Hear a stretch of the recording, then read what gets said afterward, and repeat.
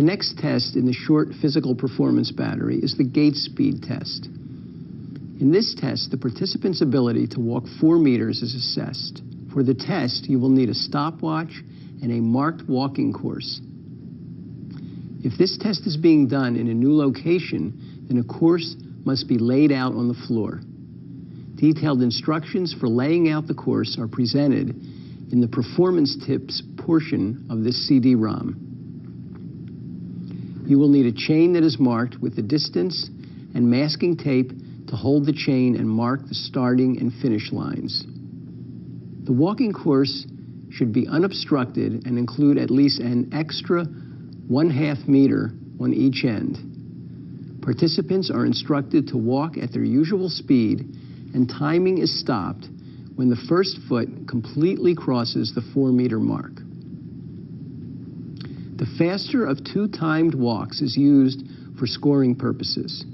When training to perform this test, it is good practice to have 2 or more people doing the timing so that timing can be compared for precision. A cane or walker may be used during the walk, but if people with such devices can walk short distances without them, they should be encouraged to do so.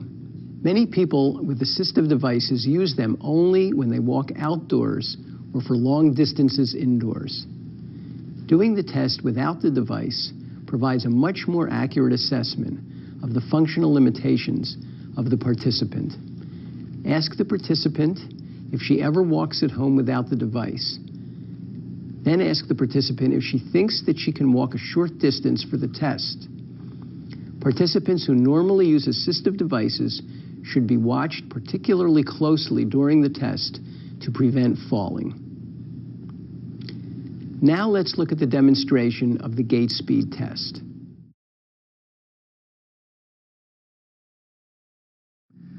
Now I'm going to observe how you normally walk. If you use a cane or other walking aid and you feel you need it to walk a short distance, then you may use it. If possible, women wearing high heels should change into another pair of shoes before performing the gait speed test. This is our walking course. I want you to walk to the other end of the course at your usual speed, just as if you were walking down the street to go to the store.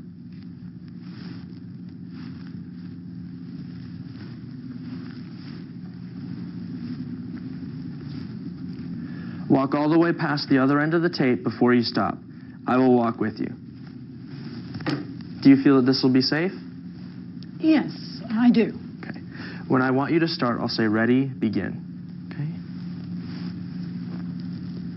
Okay, make sure you move up your feet a little further, just so they're right on the tape. Great.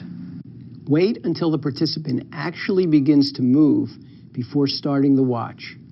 Do not start the watch when you say begin. Ready, begin. The position of the examiner is critical for the walk. If you are too close, you will set the pace. If you are too far behind, you will not be in a good position if the participant falls.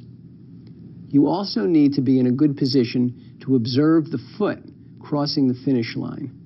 The best position to maintain during the walk is to the side and slightly behind, outside of the participant's visual field. Record the time when the participant's first foot crosses the 4-meter line. If the foot lands on the line but doesn't cross it, this is not the end of the test. You need to anticipate when a foot will fully cross the line and be ready to stop the watch as it crosses the line. You should imagine a plane of glass at the finish line that the foot breaks when it crosses. This is the time to stop the watch. Record the time to the nearest 100th of a second. Now I'd like for you to repeat the walk. Remember to walk at your usual pace and go all the way past the other end of the course. Okay, maybe feet just a little back. There we go. Ready? Begin.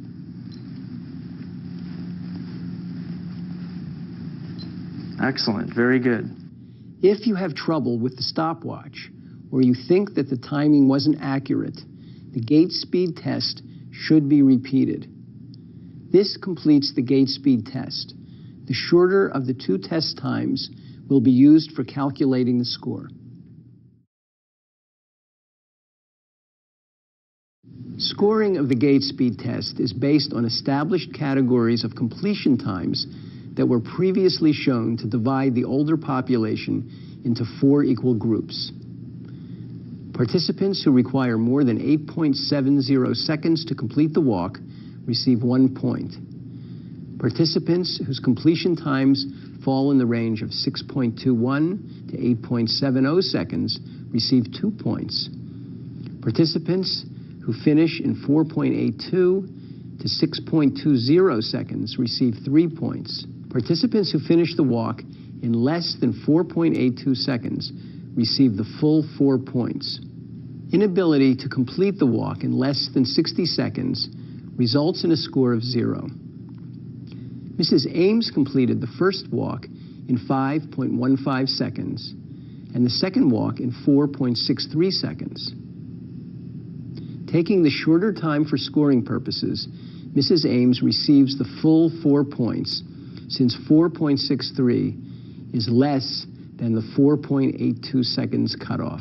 If the walk was not attempted or not completed, you should select a reason from the options on the score sheet. Although 4 meters is the preferred walk distance, an alternate walk distance of 3 meters can be used in those areas, for example, some home settings, where an unobstructed course of 4 meters is not available.